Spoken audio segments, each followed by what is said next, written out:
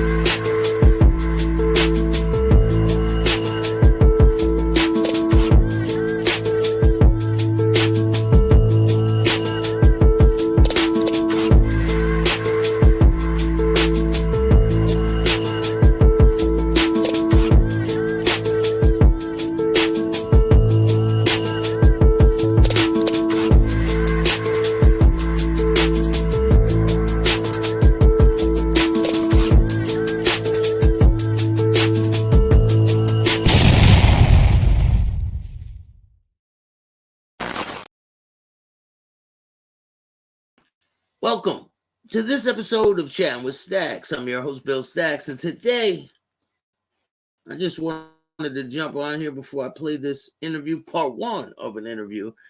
It's got like 6 parts, I believe. But shout out to everybody that takes the time to watch this show. Remember, if you want to see exclusive content, join the membership and you'll see it there first. I'm going to be dropping a video that I've been working on for a couple of days, and I think it came out great. There's a lot of information in it, and it's something different than what I normally do. So I'm going to be doing that. And this is live, by the way. Shout out to Maureen. Gray Jedi, how are you? It's almost 3 a.m. and you're lucky I'm off for work tomorrow. Well, I appreciate you taking the time to watch this show. Maureen, how are you doing? William, what's going on? Just William. Salute Staxx, happy Friday. Pink Panther, what's going on, man? How are you? Thank you all for joining me. I really appreciate you guys. I got the best supporters, subscribers out there. I believe I do. And I've been getting some compliments on the suits. So thank you. I really appreciate you guys taking notice, because I'm stepping my game up, and you guys will see what I've been working on. A lot of things behind the scenes, and I'm going to bring you the best content possible. There's a lot of things going on in the world right now, insane things. There's a big protest in New York City right now. I'll be in New York City very soon, and I'm going to be bringing you a bunch of things. So I'm not going to keep you guys long. Remember, if you want to donate to the show and you want to help out, you can donate through Cash App at Chattin with Staxx. And if you want to be a guest on Chattin with Staxx, just reach out. Hit me up with an email at BillStaxx2021, and we'll talk, and I'll get you on the show. And shout out to Gaetano. That's Paul Castellano's nephew. We did an incredible interview, and that will be out probably tomorrow. And if you want to see it first, I'm going to drop it tonight on the members. So if you want to see it tonight, then join the membership and you'll be able to see it tonight. Matter of fact, maybe I'll put the whole thing on the membership. But anyway, I'm not going to keep you guys. Let's get straight to the content. Make sure you guys hit the like button, subscribe, hit the notification bell. And if you don't, then too bad. See you guys.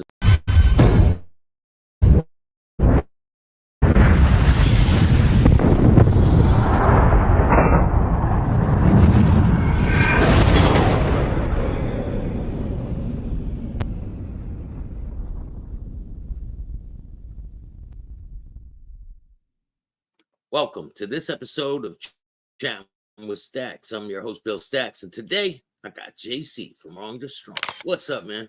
Hey, how's it going, bro? I'm great. How you been? Yeah, same old, just working, getting evolving. I see you all over the place, man. A lot of interviews coming out, a lot of great stories.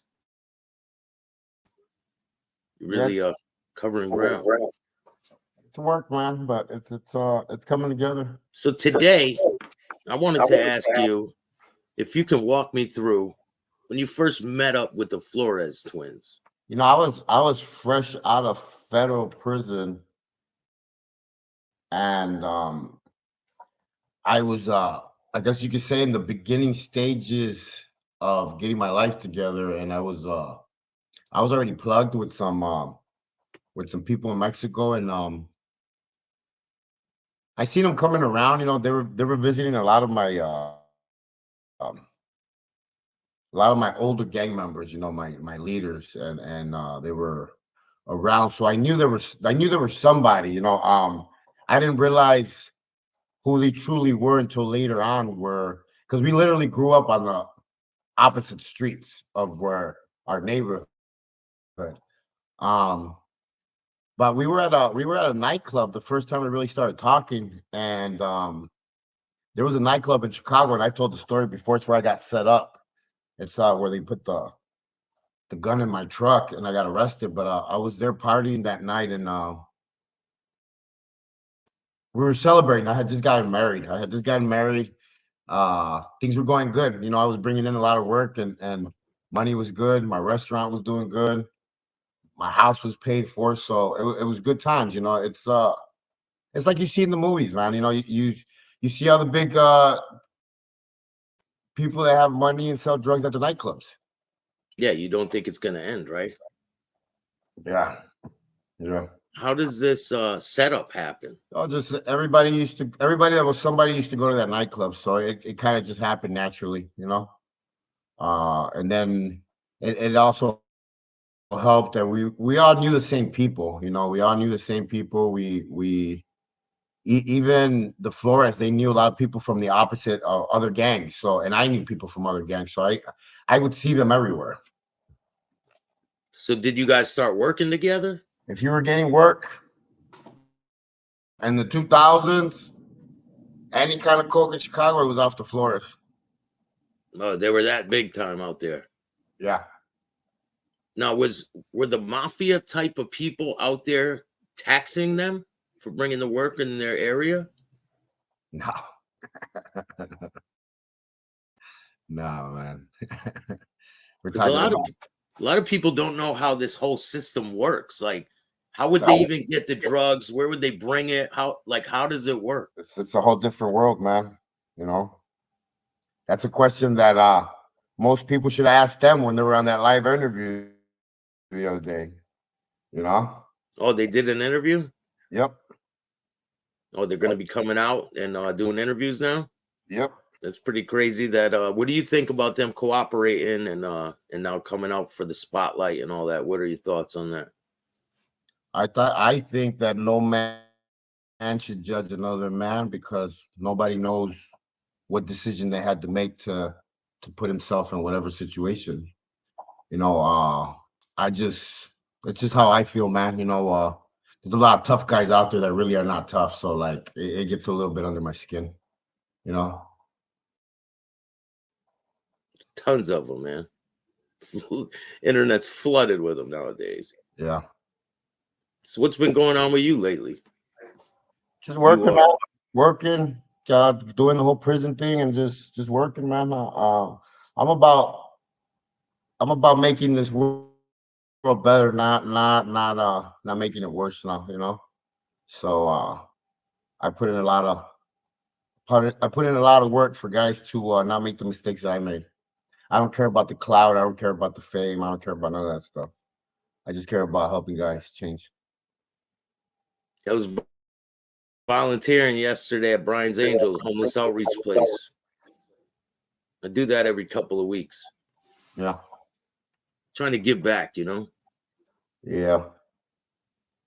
You have to. You have to.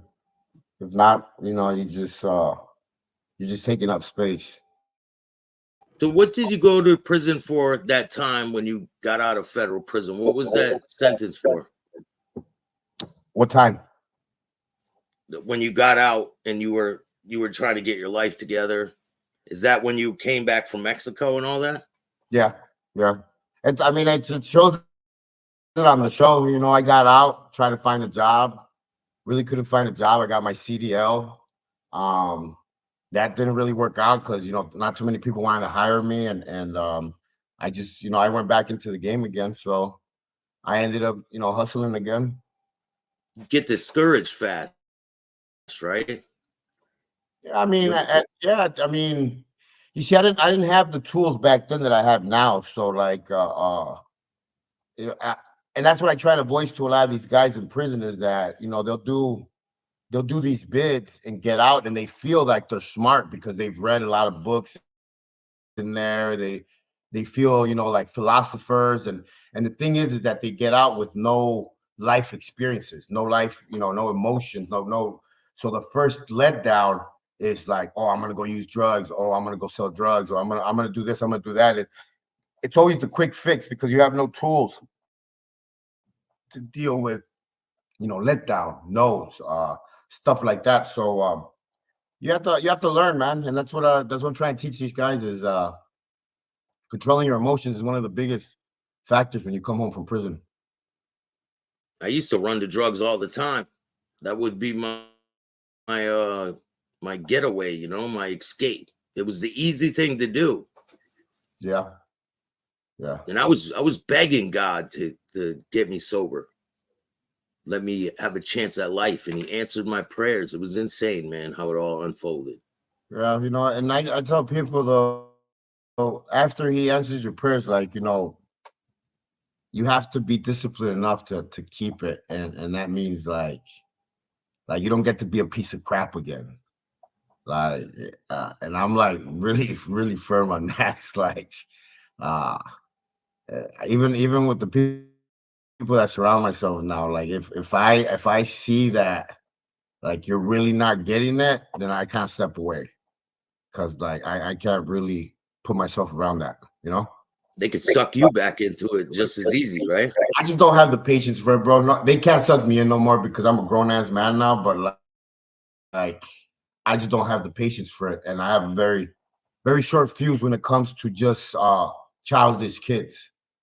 You know, Why have you dealt with them recently? I deal People with them who all the time, bro. and People what are happens when they come around and they're that type of person? What do you say something to them? Do you call them out? No, I always call them out. I mean, it is what it is. Like, don't bark if you don't want to be answered. So it's just I've learned that there's nicer ways of saying it now. I've learned that there's better ways of saying it, but at the end of the day, it's just being real, man. Just telling you how it is. I would want my boy to tell me how it is if he was my real boy. So People that's get mad when you do that. yep. It's not a popular thing to do nowadays. Keep Ah, it real with people. It's really not. uh-huh. So can you tell me how did you even get caught in Mexico? And can you walk me through when they busted you in Mexico? Well, I got caught in Mexico because I shouldn't have been crossing over at the time I was crossing over. Um, I started getting sloppy, so the drugs were a big, factor in that. I was sloppy. I left at a time I shouldn't have left at, and the military had already set up a checkpoint by the time I got there. So, you know, um, I could have turned around. But my cockiness got the best of me, and I went forward with it, and I got busted. And you were on your way to the US, right? Yeah, Did you have a load of drugs with you? yeah, yeah. How much did you have? 40 kilos. Holy shit. What was the process when you pull up to this checkpoint? How did it all go down? Well, it's just the lights, man. They ask you questions. They try to trick you to get you nervous. They ask you certain questions both ways, and they just try. Police work. And I got nervous, and they told me to put the car in the ramp. So once they put in the car in the ramp, it's because they're going to check it for good. They're going to check it good. Are you thinking when they told you put the car over there? Are you thinking, I'm Nah, I knew it was already over. I knew it was a wrap. and you still sit there and wait for them to find it, right? Yeah, yeah. So what happens when? What was the next step for the people that don't know? Well, they were trying to figure out whose load it was. They were trying to question me about it, and I got roughed up a little bit. But I ended up going to the jail and made some calls. And next day, I was at the big prison in Mexico. The next day, Yeah, they transfer you that fast? They don't give you like a yeah. bring you to court and all that? They just bring you right to prison? They brought me straight to prison, and I tell people, it's very different in Mexico. It's not like the U.S. So, you know, it's it sounds bad, but prison in the U.S. is like a 5-star hotel. You know, I see that from looking so at the videos and shit, man. It seems insane over there. yeah. So it's crazy, man. But like I tell people, I was already very, I guess you could say, seasoned on the streets.